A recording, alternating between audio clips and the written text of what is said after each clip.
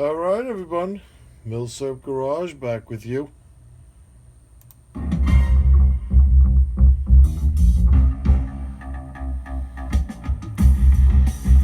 We gonna take this channel up a notch, baby.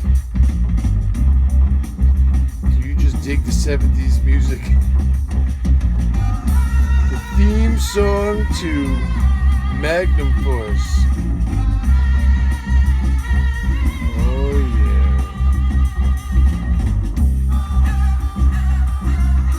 That is crazy. That is a crazy song.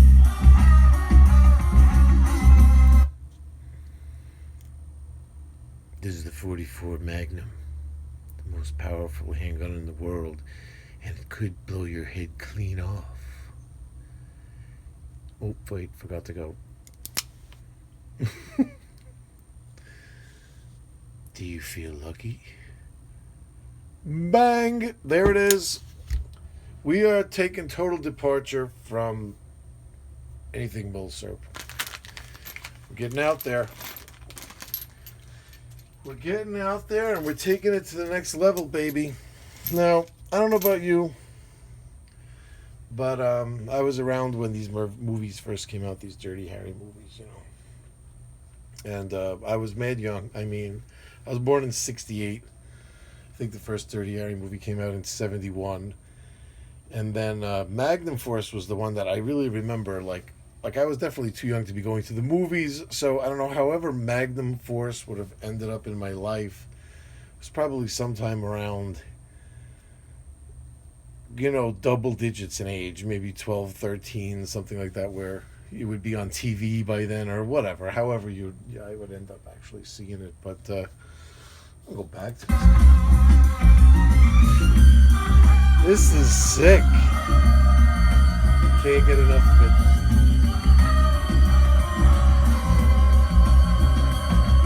So anyway, this was the first time. This was the first time that a gun was was actually a character in a movie. And when I got older and I started, getting into this collection of firearms thing, I had to have one of these, and I had to have one, and I had to have one that was the same vintage. That was my interest. So, since Magnum Force came out in 73, I targeted a Smith & Wesson from 73 and was so lucky to find one. A Smith & Wesson Model 29. That's the story here. Now, Smith & Wesson originally came out with these in 55. They weren't called a Model 29. I think they were just called a 44 Magnum pistol.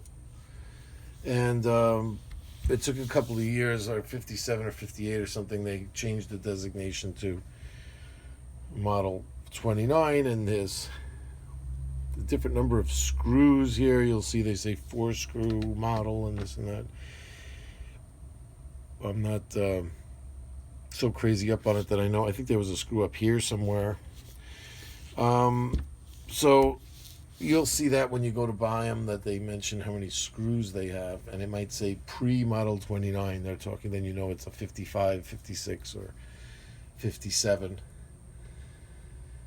And then if you see Model 29 Classic, they're talking about a newer one, because they still make it. It's made from like 1955 to present is actually what it's listed as. Now, there's always various barrel lengths with these Smith & Wessons too, and this one is 6.5 inch. This was the Dirty Harry size, so I had to have the 6.5 inch, and that makes this entire gun is 12 inches long. Isn't that a foot? Aren't there 12 inches in a foot? It's not 16, is it? I don't remember, but 12 inches is that's a pretty huge revolver. And listen, if you're an able-bodied man, you could handle this thing. I don't want to hear this nonsense like, people would buy them and then turn them right in or whatever. I don't know what was wrong with these people. You're buying a 44 Magnum, you know, you expect that thing to go off like a bomb in your hand, and that's what it would do. What do you want to go to the range and shoot 1,000 rounds with the thing in an hour? You know, that's probably not going to happen. So we got these are what they call pinned and recessed, these older ones. So that's where you're going to hear, I think somewhere around the early 80s, I want to say 81 or 82, is where they changed to a cheaper way where they made it, where the barrel was like crush fit into the frame, not threaded in and pinned in, which they say is like kind of like a cost cutting feature. It might not be as what's the word, precision, you know.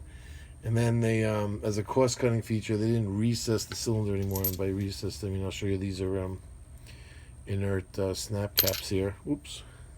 If you I don't have anything to compare it to, but when you drop these in, you see they fit completely flush here. There's like a recess, hence the recessed cylinder. So the rounds fit in totally flat and flush. It's just kind of like a fit and finish thing. I don't know, like more precision. Instead of seeing the rims sticking out, like when you feel it, they're all nice and smooth against there, and you don't see them sticking out on the side. So there's like a tighter fit here, you know. So that definitely seems like it's better as far as I'm concerned, you know what I mean? And man, the trigger pull on this thing, it's so smooth. It's like butter smooth. And then in single action, and you just breathe on this trigger. You gotta be really careful.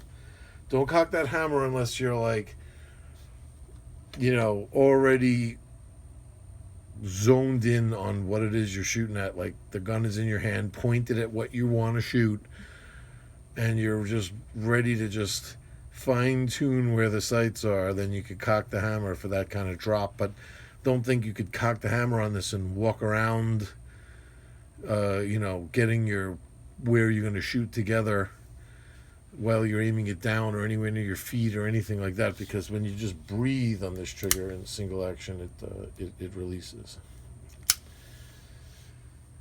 I mean, of course, I don't have much experience with these. It could just be this one that's like that, but I don't think so. I think that's the way they're tuned. You know, they're made that way.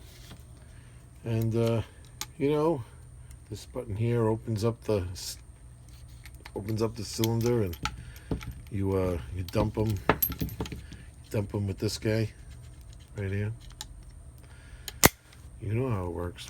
And then the newer ones, they have like a thing in here with like a ball detent that catches a clip like inside of the hinge, but the older ones have a pinned in ball and a pinned in like block with a spring that catches the front of the don't know what these things are called, I'm sorry.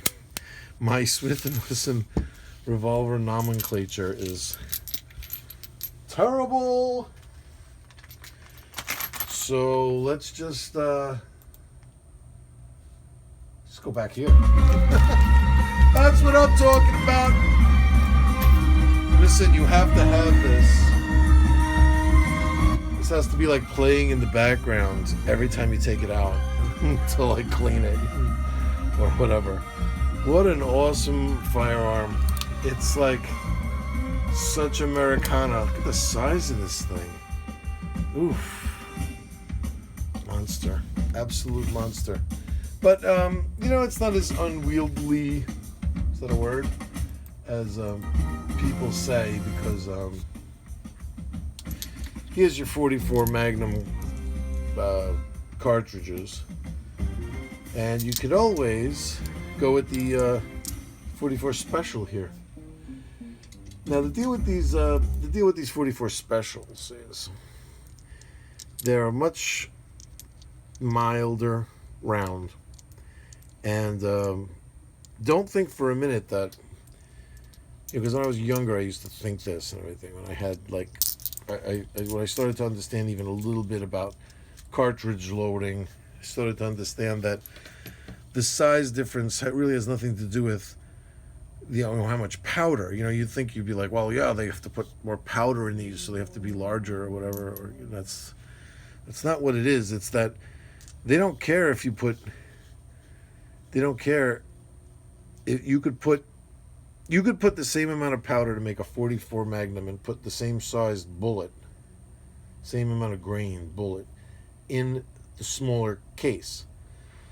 You could do that if you wanted to, and then you could sell specials and magnums, and you could put it in the amount of powder. There's plenty of room in this case for more powder, and it would hold it. It's strong. It's just as strong. It's made out of the same brass as these, and it would hold it.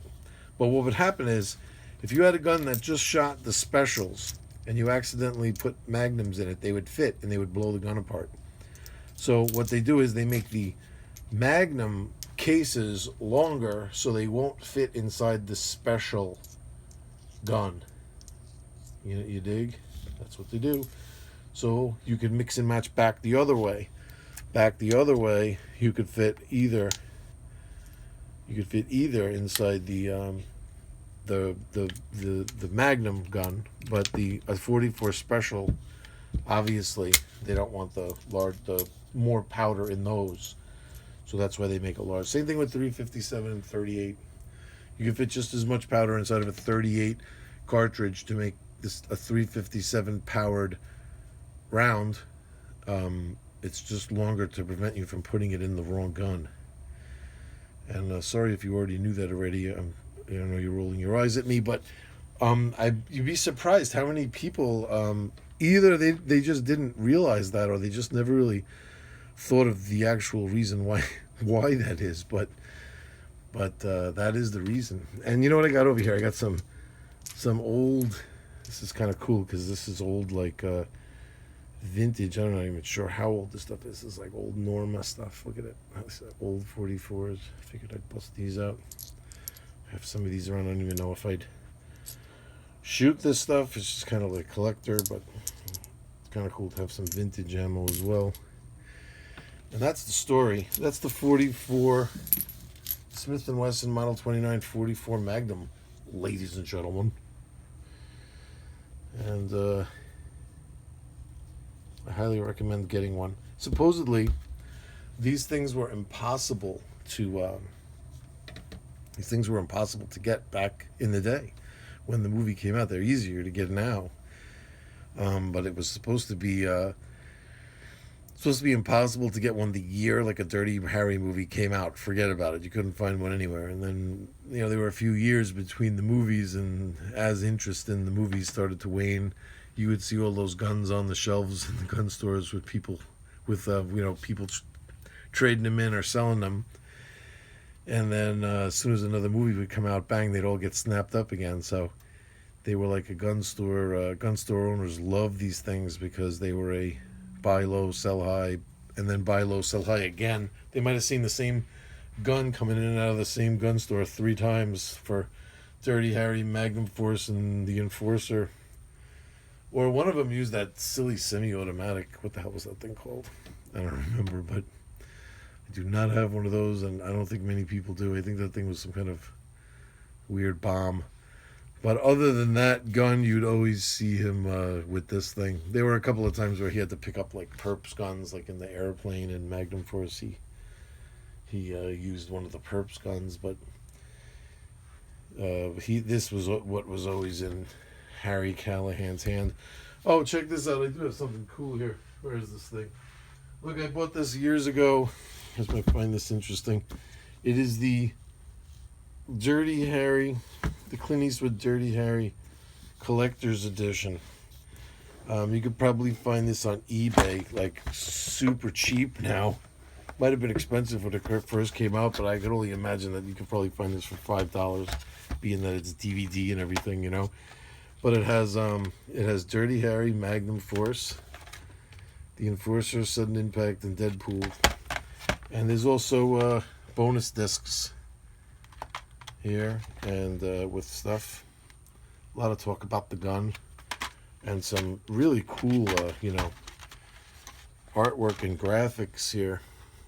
Look at that. And a nice book here. Let's see what's in the book. We can go through the book together. This is, what do they call it? Free usage. What the hell do they call it? Fair use. This is fair use right here. A perp. His Magnum Force. That was my favorite movie. You know, there was this guy in Magnum Force.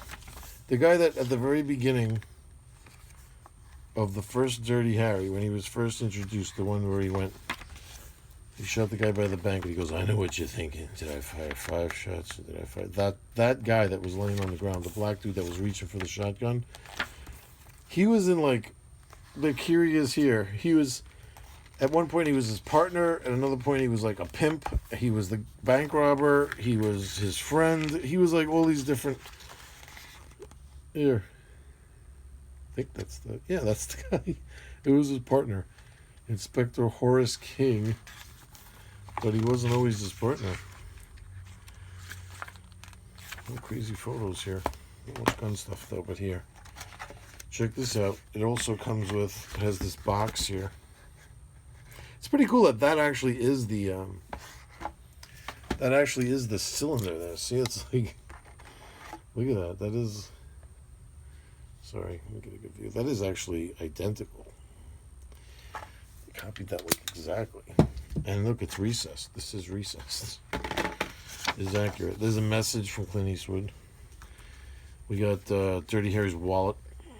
Badge 2211, which is correct. There's his ID. Nice. Harry Callahan's ID. Some kind of weird map of San Francisco in here that shows the killings. It's kind of weird. What else we got here? Clint Eastwood, Out of the Shadows. Look. This is a whole thing just on Eastwood here. I don't even think I found this on the bottom. I don't even think I watched that.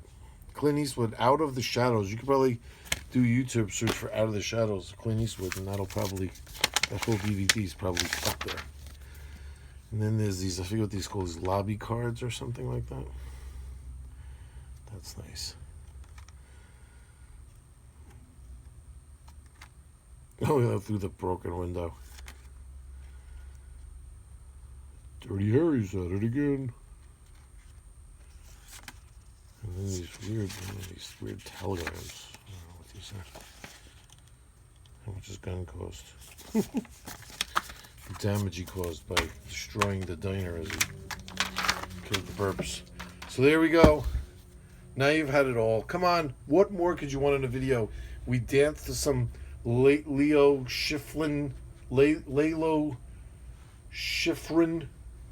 soundtrack music to Magnum Force. We checked out the most iconic revolver ever. I mean, this thing is definitely a character in the movie. It really is. And we looked at the Dirty Harry, the Clint Eastwood Dirty Harry Ultimate Collector's Edition, all in one video. That's how much I love you guys. And yeah, we're trying to move some things around with this channel, like chess pieces. We're swipping and swapping, moving and grooving. But next couple of weeks gonna have some time, so we're gonna jump in. We're gonna try this pistol thing. Might be cool. You know, there's definitely a whole other realm here we can delve into with the pistols. So let's rock and roll. Stick with me. Thanks for tuning in.